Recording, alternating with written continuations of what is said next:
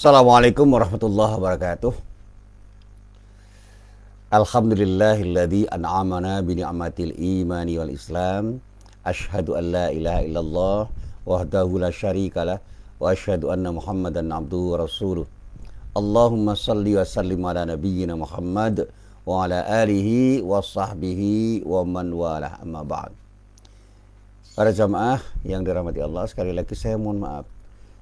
Ternyata jaringan internet di rumah saya memang sangat terganggu, lambat sekali dan kadang-kadang terputus. Ini sudah 2 kali terputus, tapi tidak apa-apa, ini yang namanya halangan. Nah, selalu saya katakan sesuatu itu menjadi bisa menerangi sesuatu karena tidak terhalang. Lampu, matahari, dan apapun yang terang itu akan menerangi kalau tidak terhalang. Tapi begitu sesuatu itu terhalang, yang terang benderang pun tidak akan bisa menerangi apapun dan siapapun yang ada di sekitarnya. Jadi saya katakan, saya pernah melihat pameran lukisan, ada sebuah lukisan abstrak yang berjudul Matahari, Matahari. Ternyata apa yang dimaksudkan oleh pelukisnya itu saya coba untuk saya pahami. Oh, ada 2 titik di dalam lukisan itu, pada lukisan itu, dan diilustrasikan itu adalah 2 matahari. Matahari yang pertama menerangi karena tidak terhalang.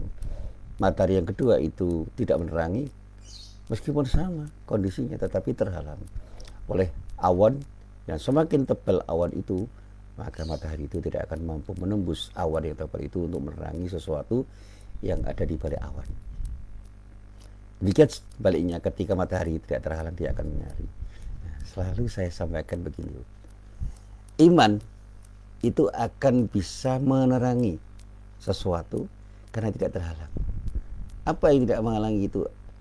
Karena ada ilmu yang bisa dipakai oleh orang itu untuk menjadikan iman itu menjadi sesuatu yang menggerakkan. Ada orang yang punya iman, tapi karena tidak ilmu, maka langkahnya itu kadang-kadang tidak teratur. Karena apa? Dia tidak punya ilmu untuk menggerakkan dirinya dengan imannya. Tapi ilmu tanpa iman itu kadang-kadang juga bisa membuat orang itu tidak bermanfaat. Karena apa? Tidak ada iman yang ada di dalam hatinya, sehingga sebanyak apapun ilmu yang dia miliki itu tidak memberi manfaat kepada orang. Karena apa? Karena iman yang tidak ada itu menutup dirinya untuk bisa berbuat sesuatu yang bermanfaat dengan ilmunya. Bahkan banyak orang yang berilmu itu justru memberi mudarat pada orang dengan cara menipu karena tidak ada iman. Sementara banyak orang yang beriman, tapi karena tidak ada ilmu, dia tidak tahu bagaimana mengamalkan sesuatu dengan baik karena tidak punya ilmu yang bisa dia pakai untuk mengamalkan sesuatu. Karena itu kemudian saya katakan, iman dan ilmu itu 2 hal yang saling membantu, 2 hal yang saling bisa memaknai, seperti sekeping mata uang. Tidak bisa dipisahkan antara permukaan yang satu dengan permukaan yang lain. Menjadi bernilai karena ada 2 permukaan yang menyatu. Makanya ketika saya ditanya, lebih penting mana? Iman atau ilmu? Dua-duanya penting. Seperti ketika saya ditanya, lebih penting mana? Ikhtiar dan tawakal. Dua-duanya penting. Ikhtiar tanpa sikap tawakal membuat kita itu seringkali kecewa. Tawakal tanpa ikhtiar tidak akan menghasilkan apa-apa, karena dengan tanpa ikhtiar Allah akan tidak memberikan sesuatu kepada orang itu.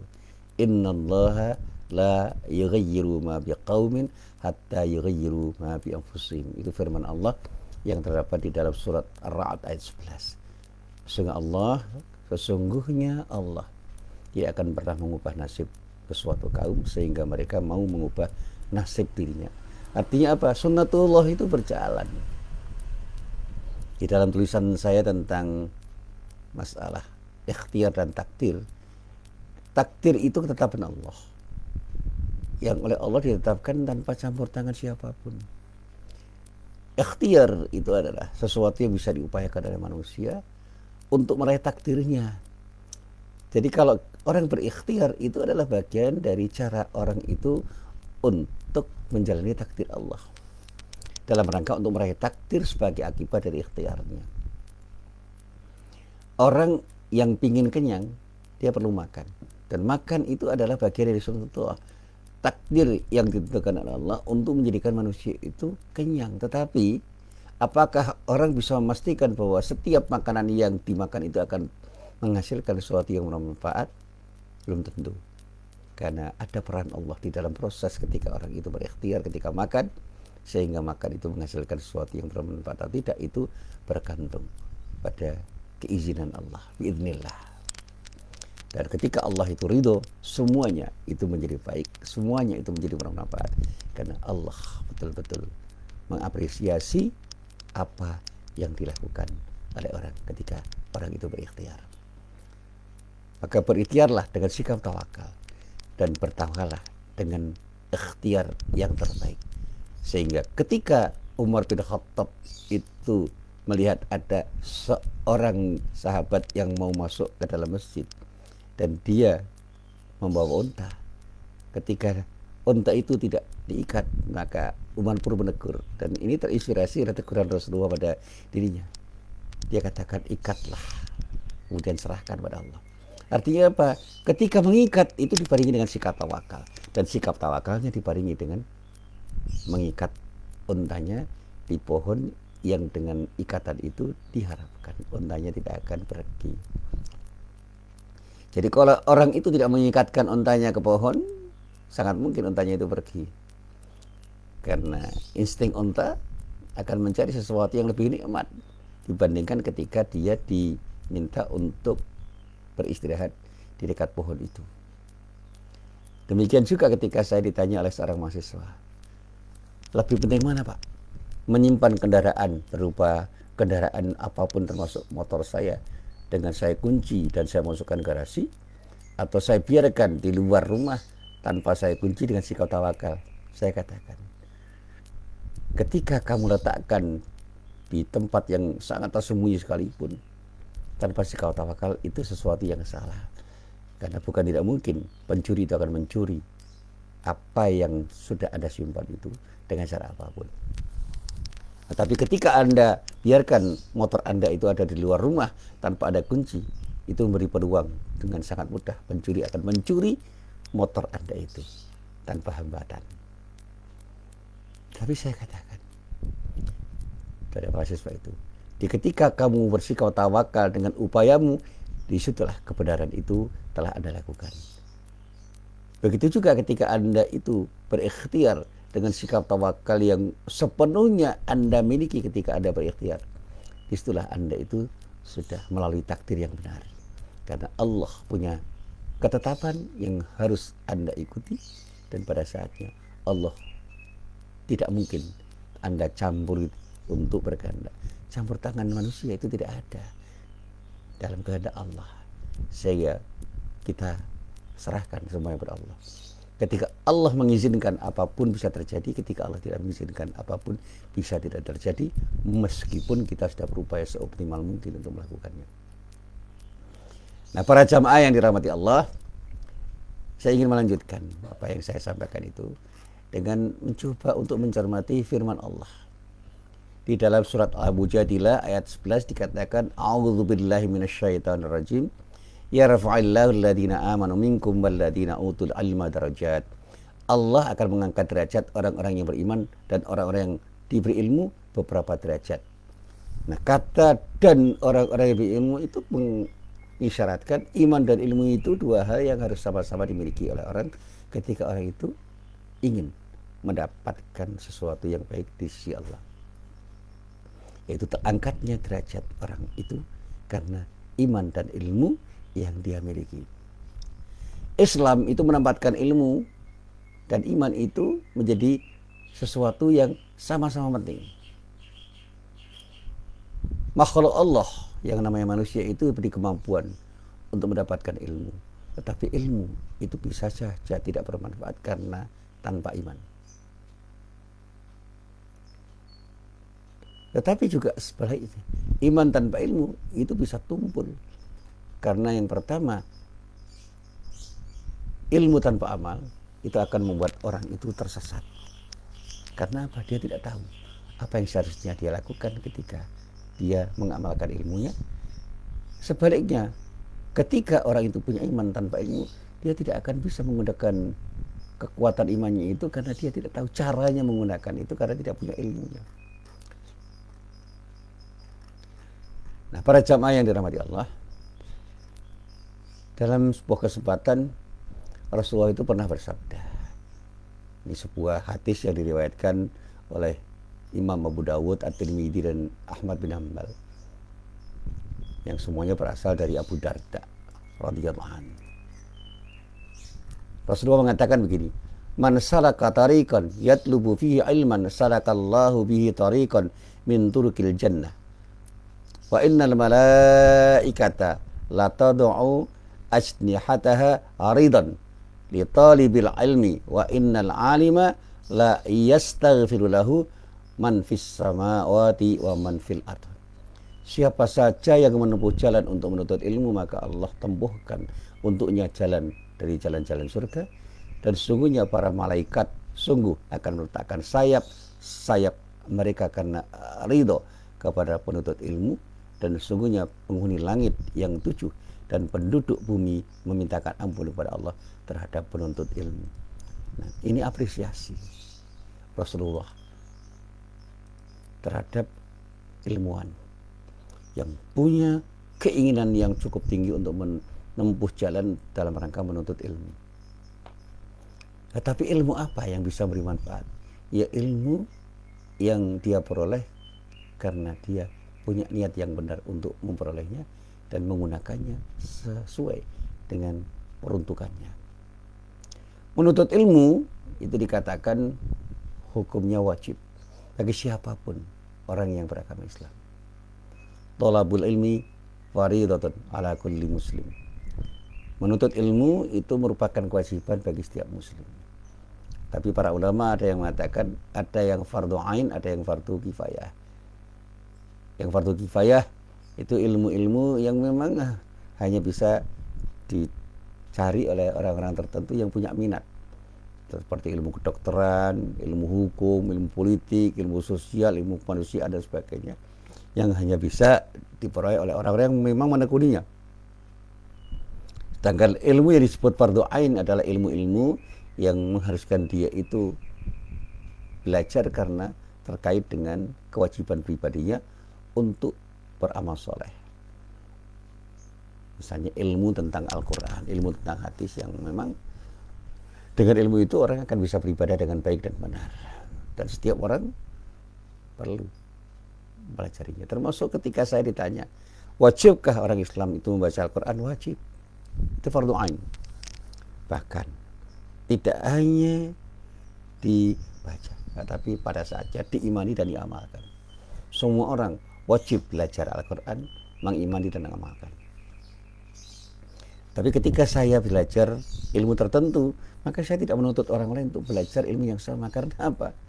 Karena orang itu tidak punya minat terhadap ilmu yang saya pelajari. Demikian juga teman-teman saya yang pakar dalam bidangnya, saya hargai tanpa saya harus belajar ilmu-ilmu yang mereka pelajari, karena saya tidak berminat untuk belajar ilmu itu. Saya selalu mengatakan, umat Islam itu pernah jaya karena iman dan ilmunya. Dan dua hal itu dimiliki oleh orang-orang yang membuat Islam berjaya. Faktanya luar biasa. Saya masih bisa menyebut ilmuwan-ilmuwan muslim, misalnya Al-Ghazali, Ibnu Rus, Ibnu Sina, Ibnu Muskaweh, dan banyak orang yang bisa kita sebut namanya, yang kontribusinya terhadap Islam itu luar biasa.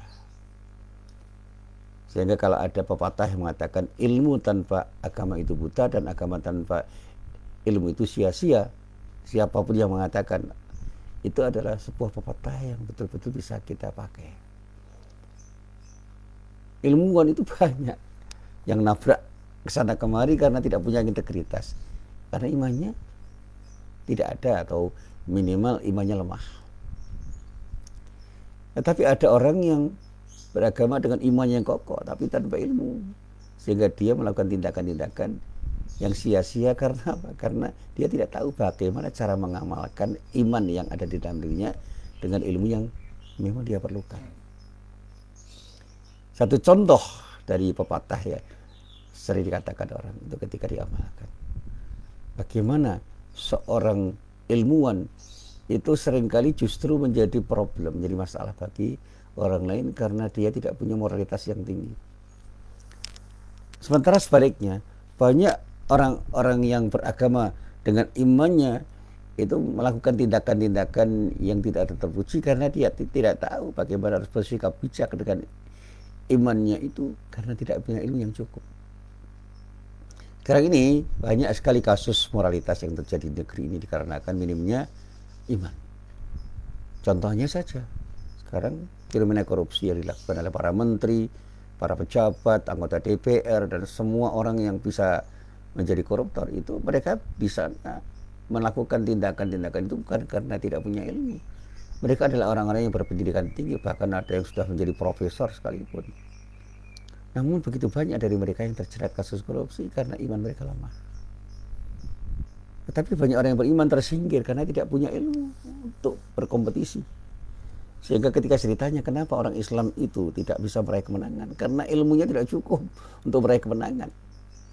Dan orang-orang yang punya ilmu bisa meraih kemenangan dengan cara apapun, termasuk dengan cara yang licik.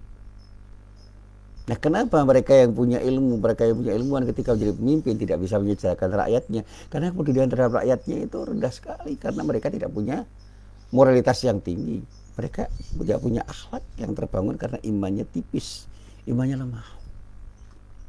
Kesadaran mereka untuk berilmu tinggi sekali, tetapi kesadaran mereka untuk membangun keberimanan mereka kepada Allah sangat rendah.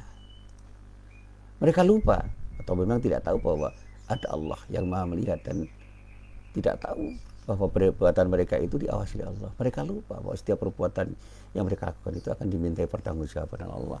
Karena ada sesuatu yang menghalangi mereka, apa? Iman. Mereka lupa bahwa amanah yang mereka emban sebagai seorang pemimpin adalah sebuah amanah yang berpengaruh terhadap banyak orang yang akan bisa dia lakukan untuk dipertanggungjawabkan kepada Allah. Karena tanpa iman mereka seenaknya saja. Mereka melakukan tindakan yang disebut kebijakan, tapi kebijakan mereka menjadi tidak bijak karena apa? Minus iman. Dan solusi yang terbaik untuk masalah ini perkokoh iman. Demikian juga orang-orang Islam yang imannya baik tapi belum punya ilmu, solusi terbaiknya apa? Belajar untuk punya ilmu sehingga imannya itu menjadi sesuatu yang tumbuh dalam amal soleh. Makanya kata iman dan amal soleh itu harus dipahami. Bagaimana iman itu bisa berwujud menjadi amal soleh dan amal soleh itu mewujud karena imannya, itu ada sesuatu yang mengantarai ilmu. Ada sesuatu yang mengantarai ilmu. Dengan ilmu yang cukup, iman itu akan tumbuh menjadi amal soleh. Tapi sekali lagi, hanya dengan ilmu saja, tanpa iman tidak ada yang menggerakkan orang itu untuk beramal soleh, karena orang itu bisa jadi menjadi orang yang termakan oleh egonya dan kemudian pada saatnya dia ilmunya dia berbuat sesuatu untuk dirinya sendiri tanpa melihat ada orang lain yang perlu untuk dia bantu, untuk dia beri manfaat. Saya terketuk membaca tulisannya Mas Haidar Nasir itu teman saya.